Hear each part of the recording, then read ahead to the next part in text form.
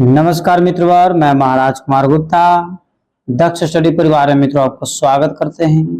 मित्रों बीपीएससी 4.0 यदि मित्रों म्यूजिक क्लास में मित्रों क्वालिफाई होना चाहते हैं, संगीत के क्षेत्र में मित्रों शिक्षक बनना चाहते हैं, वर्ग 9, 10, 11, 12, तो मित्रों यह चैनल आपके लिए अति हेल्पफुल है। मित्रों यह mock test with practice set number मित्रों 11 है। मित्रों यदि 11 नंबर आप डायरेक्ट देख रहे हैं, 11 नंबर देखने के साथ साथ मित्रों एक प्लेलिस्ट मित्रों मेरा बना हुआ है। मित्रों लास्ट में हम नंबर देंगे, उस नंबर के माध्यम से मित्रों आप प्लेलिस्ट जरूर परचेज कर लें ताकि मित्रों 100% आपका रिजल्ट हो जाए।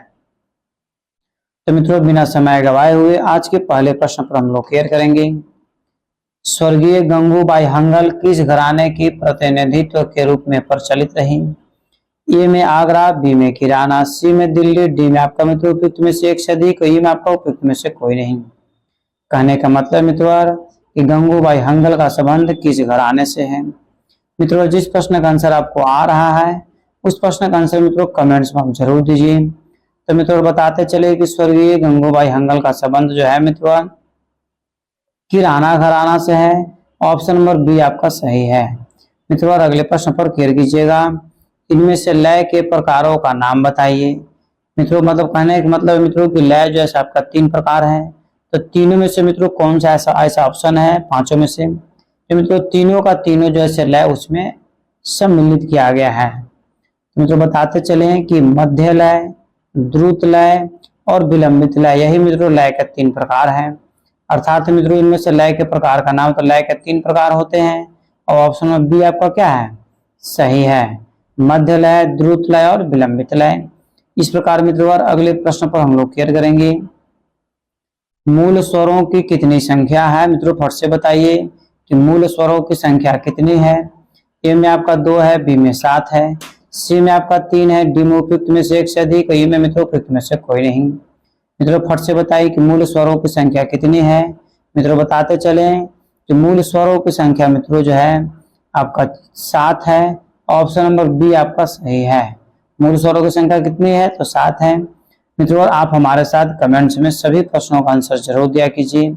यदि आप बीपीएससी क्वालिफाई होना चाहते हैं तो मित्रों आपको कमेंट्स में आंसर देना अति आवश्यक है। मध्य सप्तक की ध्वनि का स्थान कौन सा है? ए में आपका छाती है, बी में कंठ है, सी में हाथ है, डी में मित्रों उपयुक्त में से एक से अधिक, ई में मित्रों उपयुक्त में से कोई नहीं।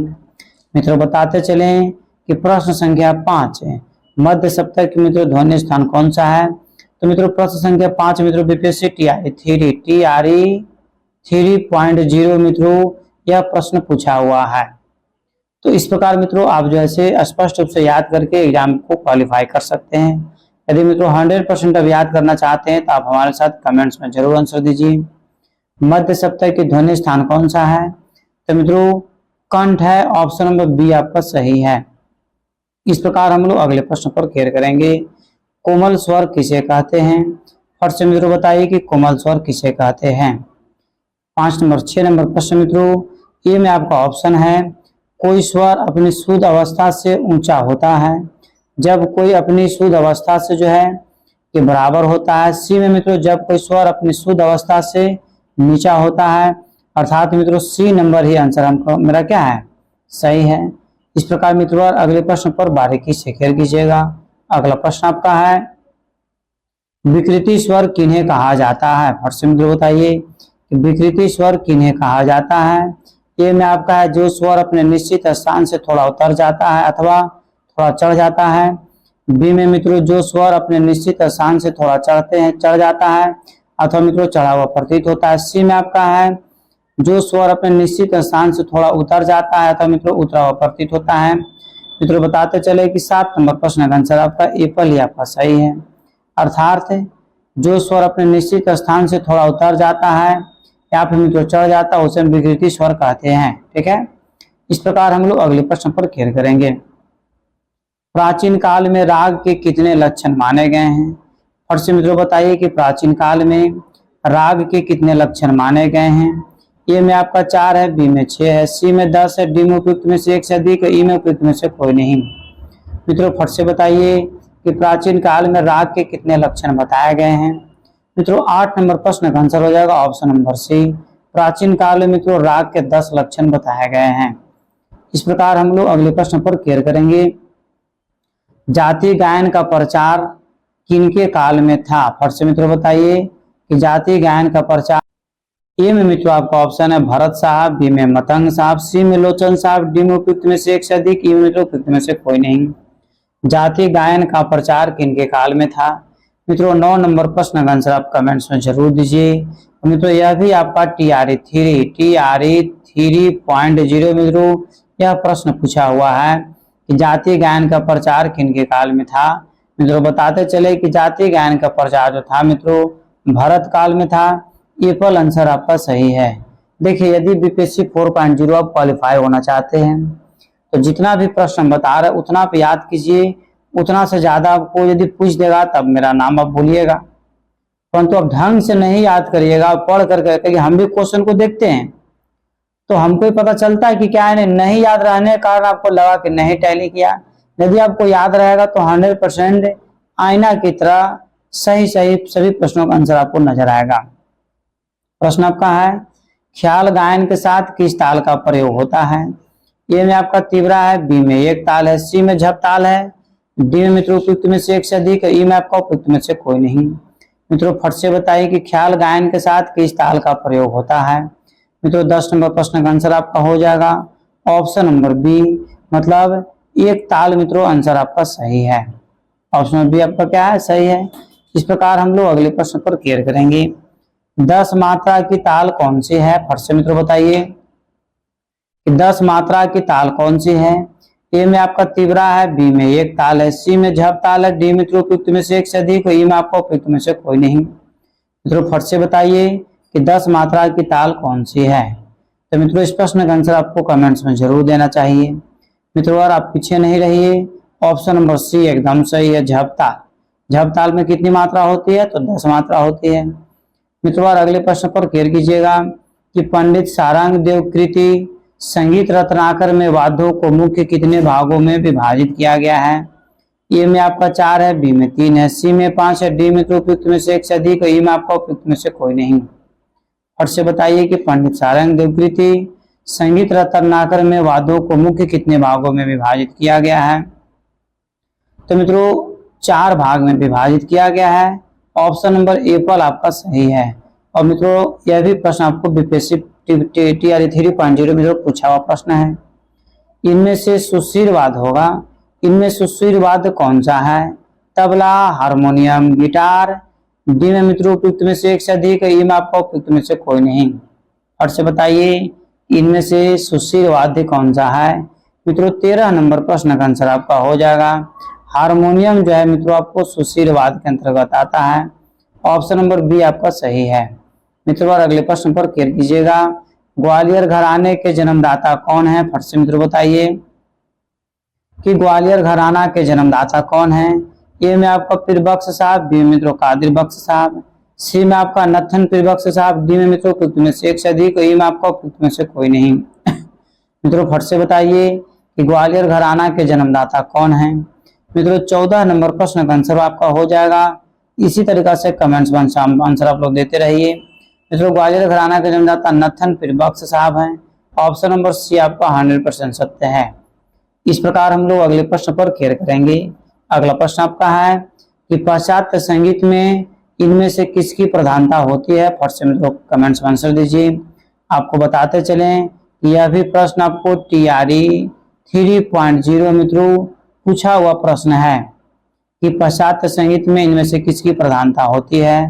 हारमोनी का, मेलोडी का, राग का, डी में मित्रों उपयुक्त में से एक से अधिक, ई में आपका उपयुक्त में से कोई नहीं। मित्रों फट से बताइए कि पाश्चात्य संगीत में इनमें से किसकी प्रधानता होती है? तो मित्रों 15 नंबर प्रश्न का आंसर आपका हो जाएगा हारमोनी का। ऑप्शन नंबर एप्पल आंसर आपका सही है। अगले प्रश्न पर क्लियर कीजिएगा। वैदिक काल में स्वरों के लिए क्या संज्ञा थी? फट से मित्रों बताइए वैदिक काल में स्वरों के लिए क्या संज्ञा थी? ए में आपका यम है, बी में नियम है, सी में व्यम है, डी में उपयुक्त में से एक से अधिक है, और ई में आपका उपयुक्त में से कोई नहीं। मित्रों फट से बताइए कि वैदिक काल में स्वरों के लिए संज्ञा क्या थी? 16 नंबर प्रश्न का आंसर आपका हो जाएगा यम। ऑप्शन नंबर एप्पल आंसर आपका सही है। अगले प्रश्न पर मित्रों क्लियर कीजिएगा। गमक किसको कहते हैं? फट से मित्रों बताइए कि गमक किसको कहा जाता है। कुल गमकों की संख्या कितनी है? तो 15 है। ए में आपका मित्रों स्वर संवाद को, बी में आपका है नियमित आंदोलन वाली संख्या को, सी में मित्रों स्वरों का ऐसा कंपन जो सुनने वालों को चित्त को सुखदाई दे, डी में उपयुक्त में से एक से अधिक, ई में मित्रों उपयुक्त में से कोई नहीं। 17 नंबर प्रश्न का आंसर मित्रों हो जाएगा स्वरों का ऐसा कंपन जो सुनने वालों को चित्त को सुखदाई दे, उसे मित्रों हम क्या बोलते हैं? गमक कहते हैं। ऑप्शन नंबर सी आपका सही है। इस प्रकार हम लोग 18 नंबर प्रश्न पर मित्रों क्लियर करेंगे गमक के कितने भेद हैं। और से मित्रों बताइए, तुरंत आपको बता भी चुके हैं कि गमक के कितने भेद हैं। मित्रों इसमें आंसर आपको गलत दिया और गमक के कुल जो मित्रों 15 भेद हैं, मतलब ऑप्शन नंबर बी मित्रों आपका सही है। ठीक है, गमक के कितने भेद हैं? तो 15 भेद हैं।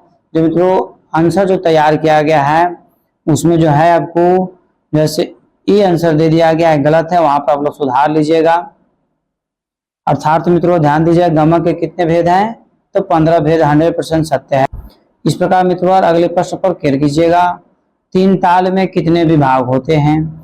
ए में आपका 6 है, बी में 4 है, सी में 5 है, डी मित्रों उपयुक्त में से एक से अधिक, ई में उपयुक्त में से कोई नहीं। मित्रों फट से बताइए कि 3 ताल में कितने विभाग होते हैं। मित्रों बताते चले कि 3 ताल में कुल मित्रों 4 विभाग होते हैं। ऑप्शन नंबर बी आपका सही है। मित्रों अगले प्रश्न पर क्लियर कीजिएगा कि नाट्य शास्त्र में वृंद वादन के लिए संज्ञा है। मित्रों TRE 3.0 मित्रों यह प्रश्न पूछा गया है और मित्रों अगेन पूछने की चांस 100% बनता है। पुनः आपको TRE 4.0 में मित्रों यह प्रश्न आने वाला है कि नाट्य शास्त्र में वृंद वादन के लिए संज्ञा है। तो 20 नंबर प्रश्न का आंसर हो जाएगा उपयुक्त में से कोई नहीं। ऑप्शन नंबर ई आपका सही है। मित्रों एक छोटा सा आपको तथ्य बता रहे हैं, इस तथ्य को मित्रों अपने जीवन में उतारने की कोशिश कीजिएगा ताकि मित्रों हर सफलता आपके कदमों के तले हो। विकल्प बहुत मिलेंगे मार्ग भटकाने के लिए, विकल्प बहुत मिलेंगे मार्ग भटकाने के लिए, लेकिन संकल्प एक ही काफी है मंजिल तक जाने के लिए, मंजिल तक जाने के लिए। अर्थात मित्रों अपने जीवन में गोल फिक्स कीजिए। हम प्रतिदिन आपको बोलते हैं कि प्रतिदिन एक गोल फिक्स कीजिए और उस टारगेट को मित्रों पूरा करने के लिए अपना पूरा दिन लगा दीजिए। वही मित्रों आपको डायलॉग में बताए हैं, सिर्फ आपको मित्रों परिवर्तन करके बता दिया गया है। अगले प्रश्न पर क्लियर कीजिएगा स्वर्गीय गंगूबाई हंगल किस घराने की प्रतिनिधित्व के रूप में प्रचलित रही? मित्रों ए में आपका आगरा घराना, बी में किराना, सी में दिल्ली है, डी में उपयुक्त में से एक से अधिक, ई में आपका उपयुक्त में से कोई नहीं। मित्रों फट से बताइए कि स्वर्गीय गंगूबाई हंगल किस घराने की प्रतिनिधित्व के रूप में प्रचलित रही है? तो मित्रों 21 नंबर प्रश्न का आंसर आपका हो जाएगा किराना घराना, मतलब ऑप्शन नंबर बी आपका मित्रों 100% सत्य है। मित्रों कोशिश कीजिए कि हमारे साथ आप सभी प्रश्नों का आंसर कमेंट्स में जरूर दें। अगला प्रश्न आपका है कि उत्तर भारतीय पद्धति में कोमल रे के नाम से पुकारे जाने वाले स्वर कि दक्षिणी भारतीय पद्धति में किस नाम से पुकारते हैं? कोमल रे, षष्ठी रे, शुद्ध रे, डी में उपयुक्त में से एक से अधिक, ई में उपयुक्त में से कोई नहीं। मित्रों यह भी प्रश्न आपको TRE 3.0 मित्रों पूछा हुआ प्रश्न है। मित्रों 22 नंबर प्रश्न का आंसर आपका हो जाएगा कोमल रे को मित्रों दक्षिणी संगीत में मित्रों शुद्ध रे के नाम से जानते हैं। ऑप्शन नंबर सी आपका सही है। जितने भी हमारे शिष्य जो है TRE 3 में जो भी एग्जाम दिए हैं उन लोग का मन एकदम गदगद है, क्योंकि मित्रों बहुत ही सुपर डुपर एग्जाम गया है। राग यमन का वादी स्वर है। और से मित्रों बताइए सा, रे, प, डी में आपका उपयुक्त में से एक से अधिक, ई में उपयुक्त में से कोई नहीं। मित्रों फट से बताइए राग यमन का वादी स्वर क्या है? तो मित्रों 23 नंबर प्रश्न का आंसर हो जाएगा इनमें से कोई नहीं। ऑप्शन नंबर ई आपका सही आंसर है। ठीक है, अब आप कमेंट्स में बताइए कि राग यमन का वादी स्वर क्या है। मित्रों कमेंट्स में आपको आंसर लिख देने से फायदा आपको एक जो आप लिख कर याद कीजिएगा और जीवन में कभी नहीं भूलिएगा। अगला प्रश्न आपका है कि सा, नी, ध, प, ग किस राग का द्योतक है? ए में आपका यमन है, बी में शुद्ध कल्याण है, सी में देशकार है, डी में मित्रों उपयुक्त में से एक से अधिक, ई में आपका उपयुक्त में से कोई नहीं। मित्रों फट से बताइए कि सा, नी, ध, प, ग किस राग का द्योतक है? तो मित्रों 24 नंबर प्रश्न का आंसर आपका हो जाएगा शुद्ध कल्याण का द्योतक है। ऑप्शन नंबर बी आपका मित्रों सही है। अगले प्रश्न पर क्लियर कीजिएगा कि एक मात्रा में जब दो मात्राओं का भाग होता है उसे कहते हैं। ए में आपका 1 गुण, बी में 2 गुण, सी में 3 गुण, डी में तो उपयुक्त में से एक से अधिक, ई में आपका उपयुक्त में से कोई नहीं। मित्रों फट से बताइए कि एक मात्रा में जब दो मात्रा का भाग होता है उसे मित्रों क्या कहते हैं। मित्रों यह भी प्रश्न TRE 3.0 मित्रों पूछा हुआ प्रश्न है। तो मित्रों 25 नंबर प्रश्न का आंसर हो जाएगा द्विगुण कहते हैं, ऑप्शन नंबर बी आपका सही है। इस प्रकार मित्रों और अगले प्रश्न पर केयर कीजिएगा, ध्यान दीजिएगा बारीकी से। अचल स्वर किसे कहा गया है। सा और म को, सा और प को, सा और नी को उपयुक्त में से एक से अधिक, ई में तो उपयुक्त में से कोई नहीं। मित्रों सभी के सभी प्रश्न मित्रों TRE 3.0 मित्रों पूछा हुआ प्रश्न है। अचल स्वर किसे कहते हैं मित्रों फट से बताइए। यदि आपको याद है तो जरूर बोलिए, और नहीं याद है फिर भी कमेंट्स में आंसर डाला कीजिए। यदि गलती हो जाएगा तो भी अच्छा, और सही हो गया तो भी अच्छा। गलती हो गया तो आपको अगले बार सही याद हो जाएगा। अचल स्वर मित्रों किसको बोला जाता है, तो इस प्रश्न का आंसर आपका हो जाएगा सा और प को मित्रों अचल स्वर बोला जाता है, ऑप्शन नंबर बी आपका सही है। अगला प्रश्न आपका है कि विकृत स्वर कितने हैं। ए में आपका 4 है, बी में 5 है, सी में 3 है, डी में उपयुक्त में से एक से अधिक, ई में मित्रों उपयुक्त में से कोई नहीं। मित्रों फट से बताइए कि विकृत स्वर कितने हैं। तो मित्रों 27 नंबर प्रश्न का आंसर आप कमेंट्स में जरूर दीजिए। मित्रों बताते चलें कि विकृत स्वरों की संख्या कुल जो है मित्रों आपका 5 है। 4 आपका कोमल स्वर होता है, और एक क्या होता है मित्रों आप जरूर बताइए। एक आपका तीव्र स्वर होता है। चारों 4 और 1 5 मिलकर क्या हो गया, विकृति स्वर हो गया, अर्थात ऑप्शन नंबर बी मित्रों आपका सही है। इस प्रकार हम लोग अगले प्रश्न पर केयर करेंगे। जाकिर हुसैन के पिता का नाम है। फट से मित्रों बताइए कि जाकिर हुसैन साहब के पिता का नाम क्या है। ये मित्रों आपका है करामतुल्लाह, बी में अलारा क्या, सी में मुन्ने खां, डी मित्रों उपयुक्त में से एक से अधिक, ई में उपयुक्त में से कोई नहीं। मित्रों फट से बताइए कि जाकिर हुसैन साहब के पिता का नाम क्या है। यदि आप इस प्रश्न का आंसर नहीं देते हैं तो मित्रों बहुत दुख की बात है। जाकिर हुसैन साहब जो उनके पिता थे मित्रों अल्लाह रखा खां थे, और यह पंजाब घराना से संबंध रखते थे, और ये जो है तबला बजाते थे। क्या बजाते थे, तबला बजाते थे। और जाकिर हुसैन साहब भी क्या बजाते थे, तबले बजाते थे। इस प्रकार बी आपका आंसर क्या है, सही है। अगले प्रश्न पर मित्रों केयर कीजिएगा। गंधार का वादी स्वर है। ए में आपका म है, बी में प है, सी में ध है, डी में उपयुक्त में से एक से अधिक, ई में तो उपयुक्त में से कोई नहीं। मित्रों फट से बताइए कि गंधार का वादी स्वर है। तो मित्रों 29 नंबर प्रश्न का आंसर आप कमेंट्स में फट से दीजिए। तो मित्रों बताते चले कि 29 नंबर प्रश्न का आंसर हो जाएगा ऑप्शन नंबर ई। ठीक है, इस प्रकार हम लोग इनमें से कोई आंसर सही नहीं है। अगला प्रश्न आपका है कि भारतीय संगीत में किस स्वर को अर्धदर्शक स्वर कहा जाता है। ए में आपका मध्यम को, बी में षड्ज को, सी में पंचम को, डी में मित्रों उपयुक्त में से एक से अधिक, ई में आपका उपयुक्त में से कोई नहीं। मित्रों फट से बताइए कि भारतीय संगीत में किस स्वर को अर्धदर्शक स्वर कहा जाता है। तो मित्रों 30 नंबर प्रश्न का आंसर हो जाएगा मध्यम स्वर को मित्रों अर्धदर्शक स्वर कहा जाता है। ये पल आंसर आपका सही है। मित्रों और अगले प्रश्न पर केयर कीजिएगा कि पंडित वेंकटमुखी के अनुसार रागों की कुल जातियां कितनी हो सकती है। ए में आपका 4 है, बी में 6 है, सी में 9 है, डी मित्रों उपयुक्त में से एक से अधिक, ई में आपका उपयुक्त में से कोई नहीं। तो मित्रों बताते चले कि पंडित वेंकटमुखी के अनुसार रागों की कुल कितनी जातियां हैं। तो मित्रों 31 नंबर प्रश्न का आंसर हो जाएगा कुल 9 जातियां हैं, ऑप्शन नंबर सी मित्रों आपका सही है। इस प्रकार हम लोग अगले प्रश्न पर ध्यान देंगे। तानसेन की गायकी का नाम है। ए में आपका टप्पा, बी में ध्रुपद, सी में ठुमरी, डी मित्रों उपयुक्त में से एक से अधिक, ई में आपका उपयुक्त में से कोई नहीं। मित्रों फट से बताइए कि तानसेन की गायकी का नाम क्या है। तो मित्रों और 32 नंबर प्रश्न का आंसर आपका हो जाएगा ध्रुपद। मित्रों आपका आंसर सही है, ऑप्शन नंबर बी आपका सही है। मित्रों बहुत बार पूछता भी है कि तानसेन का संबंध जो है किस गायकी से है, तो ध्रुपद आपको टिक आउट करना है। इस प्रकार मित्रों और अगले प्रश्न पर केयर कीजिएगा कि संगीत, चित्रकला तथा काय संकाय होगा में निम्नलिखित में से कौन एक समान है। ए में आपका तय है, बी में रंग है, सी में शब्द होगा, और डी में मित्रों उपयुक्त में से एक से अधिक, ई में आपका उपयुक्त में से कोई नहीं। मित्रों फट से बताइए कि संगीत, चित्रकला तथा काय में निम्नलिखित में से कौन सा एक समान है। तो मित्रों 33 नंबर प्रश्न का आंसर आपका हो जाएगा शब्द है, शब्द। ठीक है, मतलब सी नंबर आंसर मित्रों आपका सही है। अगले प्रश्न पर केयर कीजिएगा कि लक्षण गीत का क्या उद्देश्य है। ए में आपका राग का परिचय कराना, बी में लोकगीत सिखाना, सी मित्रों अस्थाई की स्वरलिपि बताना, डी में उपयुक्त में से एक से अधिक, ई में आपका उपयुक्त में से कोई नहीं। मित्रों फट से बताइए कि 34 नंबर प्रश्न का आंसर क्या होगा। मित्रों लक्षण गीत का क्या उद्देश्य है?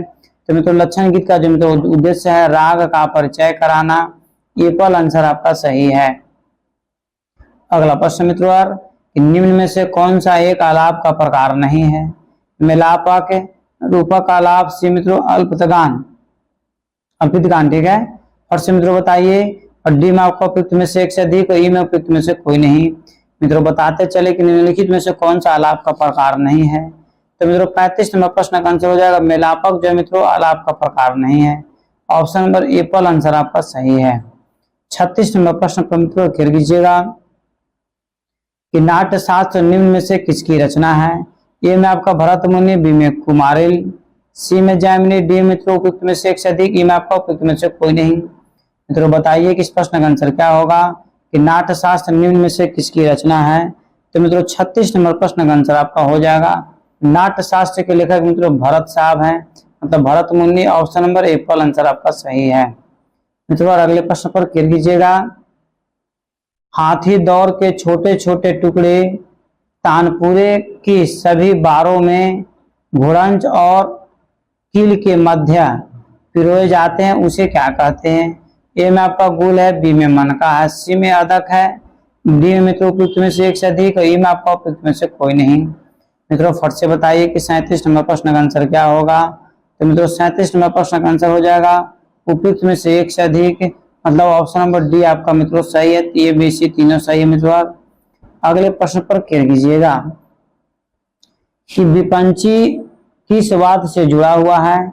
ए में आपका बीना है, बी में सरोद है, सी में सितार है, डी मित्रों उपयुक्त में से एक से अधिक, ई में आपका उपयुक्त में से कोई नहीं। मित्रों फट से बताइए कि विपंची किस वाद्य से जुड़ा हुआ है। मित्रों 38 नंबर प्रश्न का आंसर आपका हो जाएगा विपंची जो है मित्रों बीना वाद्य से जुड़ा हुआ है। ऑप्शन नंबर ए पर आंसर आपका सही है। अगले प्रश्न पर क्लियर कीजिएगा, रविंद्र संगीत देश के किस भाग से संबंधित है? ए में आपका उत्तरी भाग, बी में दक्षिणी, सी में पश्चिमी, और डी मित्रों उपयुक्त में से एक से अधिक, ई में मित्रों आपका उपयुक्त में से कोई नहीं। मित्रों फट से बताइए कि 39 नंबर प्रश्न का आंसर क्या होगा। या फिर थोड़ा सा दिमाग लगाइए कि रविंद्र संगीत पश्चिम बंगाल से मित्रों संबंधित है। तो भारत के मैप में मित्रों जाकर के आप समझ सकते हैं कि जैसे पश्चिम बंगाल भारत के किस दिशा में है। तो मित्रों 39 नंबर प्रश्न का आंसर हो जाएगा पश्चिमी। ऑप्शन नंबर सी मित्रों आपका सही है। इस प्रकार हम लोग अगले प्रश्न पर क्लियर करेंगे। अगला प्रश्न आपका है, हिंदुस्तान के जाने माने सितार वादक का नाम क्या है? मतलब इनमें से कौन से ऐसे मित्रों कलाकार हैं जो मित्रों सितार के जाने माने कलाकार हैं? और ये हाईलाइटेड क्वेश्चन है। ए में मित्रों मैहर अलाउद्दीन खां होगा, और बी में है स्वर्गीय निखिल बनर्जी, सी में मित्रों पंडित रविशंकर साहब, और डी में आपका उपयुक्त में से एक से अधिक, ई में मित्रों उपयुक्त में से कोई नहीं।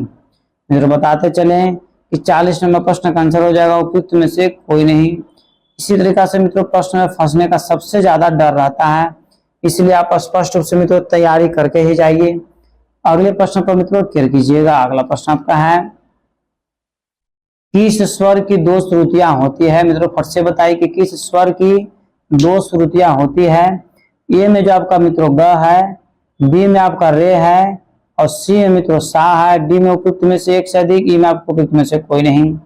तो मित्रों 41 नंबर प्रश्न का आंसर हो जाएगा किस स्वर की दो श्रुतियां होती है? तो मित्रों गंधार मतलब ग का दो श्रुतियां होती है। ऑप्शन नंबर ए पर आंसर आपका सही है। अगले प्रश्न पर क्लियर कीजिएगा, दाहिने तबले पर लकड़ी के 8 गोले टुकड़े होते हैं, उन्हें क्या कहते हैं? मित्रों फट से बताइए कि दाहिने तबले पर लकड़ी के 8 गोले टुकड़े होते हैं, उन्हें मित्रों क्या कहा जाता है? ए में आपका गट्टा है, बी में स्याही है, सी में बद है, डी में जो उपयुक्त में से एक से अधिक, ई में आपका उपयुक्त में से कोई नहीं। मित्रों बताते चले कि 42 नंबर प्रश्न का आंसर आपका हो जाएगा मित्रों उस 8 टुकड़ा को गट्टा बोला जाता है। ऑप्शन नंबर ए पर आंसर आपका सही है।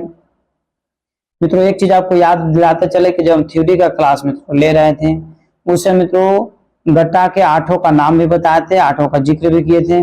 अतः मित्रों थ्योरी क्लास आप जरूर जैसे ज्वाइन कर लीजिए। अगला प्रश्न आपका है, बारीकी से क्लियर कीजिएगा, जिन रागों के नाम थाटों को दिए गए हैं उन्हें क्या कहते हैं? जिन रागों के नाम थाटों को दिए गए हैं उन्हें क्या कहते हैं? ए में आपका हो जाएगा आश्रय राग, बी में वादी राग, सी में संवादी राग, डी में तो उपयुक्त में से एक से अधिक, ई में आपका उपयुक्त में से कोई नहीं। मित्रों फट से बताइए कि जिन रागों के नाम थाटों को दिए गए हैं उन्हें क्या कहते हैं? तो मित्रों 43 नंबर प्रश्न का आंसर हो गया मित्रों, उसे आश्रय राग कहते हैं। ऑप्शन नंबर ए पर आंसर आपका सही है। अगले प्रश्न पर क्लियर कीजिएगा। कौन सा दो स्वर किसी भी राग में एक साथ वर्जित नहीं होते हैं? फट से मित्रों बताइए कि कौन सा दो स्वर किसी भी राग में एक साथ वर्जित नहीं होते हैं?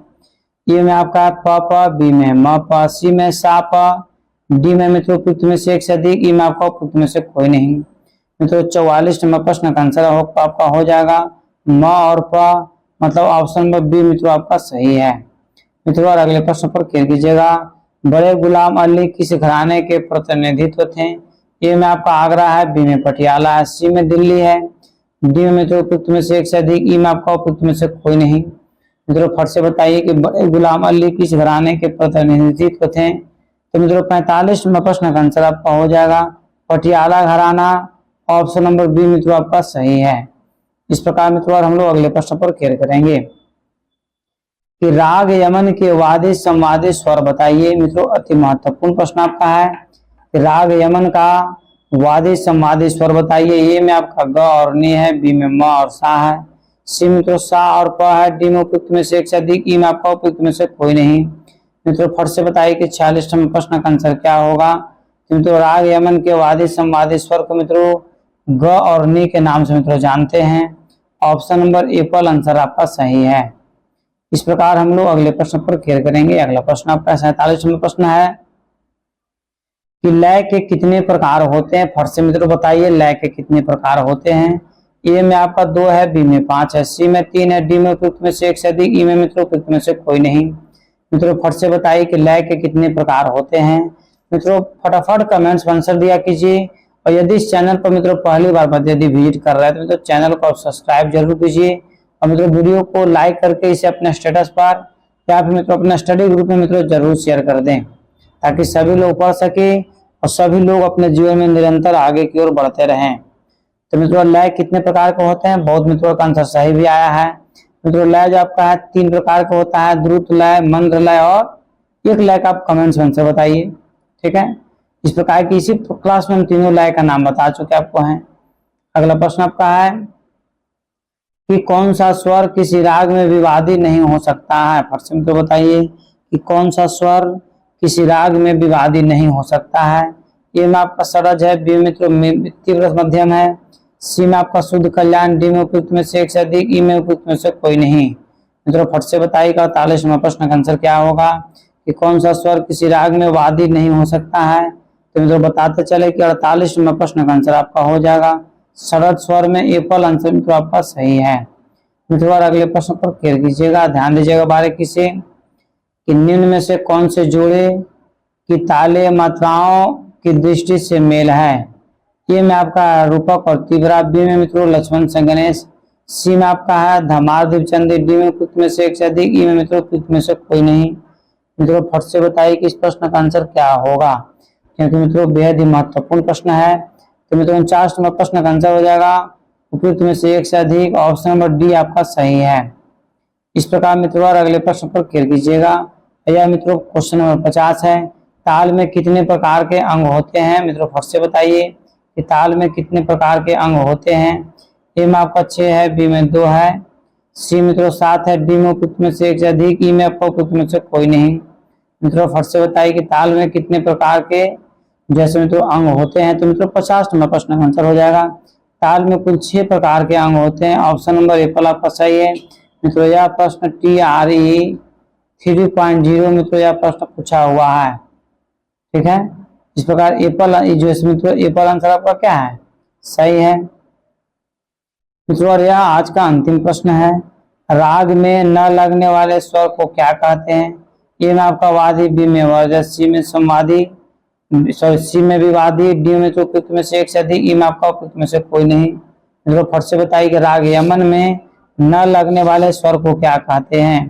तो मित्रों तो आपको चलते चलते या घूमते घूमते इस प्रश्न का आ जाएगा आंसर। राग यमन में न लगने वाले स्वर को क्या कहते हैं? तो मित्रों विवादी कहते हैं। मतलब ऑप्शन नंबर सी आपका क्या है? सही है। ठीक है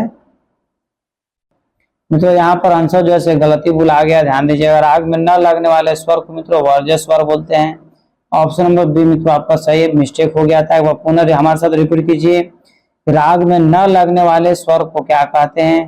तो मित्रों राग में न लगने वाले स्वर को क्या बोलते हैं? वर्ज्य स्वर बोलते हैं। ऑप्शन नंबर बी आपका मित्रों आंसर क्या है? सही है। इस प्रकार सभी प्रश्नों का आंसर मित्रों यहाँ पर आपको जैसे प्रस्तुत कर दिया गया। आप कमेंट्स में जैसे आप जरूर लिखिए और लास्ट मित्रों नोट करके आप हमको जरूर बताइए कि कितने प्रश्नों का आंसर आपका सही हुआ। जैसे कुल मित्रों 50 प्रश्न आपको इसमें लाए हैं, तो 50 प्रश्न में यदि आपको 40 सही है तब 40 लिखिए।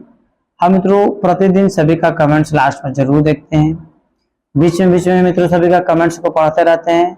तो मित्रों हमको यह पता चलेगा कि किस व्यक्ति को और तैयारी करने की जरूरत है, उनको हम पर्सनली मित्रों सूचना देंगे या बाय द वीडियो के माध्यम से मित्रों सभी को सूचना दिया जाएगा कि और तैयारी करने की जरूरत है। इस प्रकार मित्रों आज का क्लास यहीं पर समाप्त किया जा रहा है। यदि आप इस चैनल पर पहली बार विजिट कर रहे हैं तो मित्रों चैनल को सब्सक्राइब कीजिए, लाइक कीजिए, शेयर कीजिए, कमेंट्स कीजिए। तो मित्रों आप जैसे म्यूजिक से मित्रों शिक्षक बनना चाहते हैं, नेट क्वालिफाई करना चाहते हैं, स्टेट क्वालिफाई करना चाहते हैं, बीपीएससी क्वालिफाई करना चाहते हैं, या फिर मित्रों किसी भी प्रकार के मित्रों म्यूजिक का कोर्स आप करना चाहते हैं तो मित्रों दिए हुए नंबर पर मित्रों आप हमसे कांटेक्ट करें। मित्रों तत्काल आपको संपूर्ण सुविधा दिया जाएगा। और तब तक के लिए स्वस्थ रहिए, मस्त रहिए और एक बार प्रेम से बोलिए भारत माता की जय।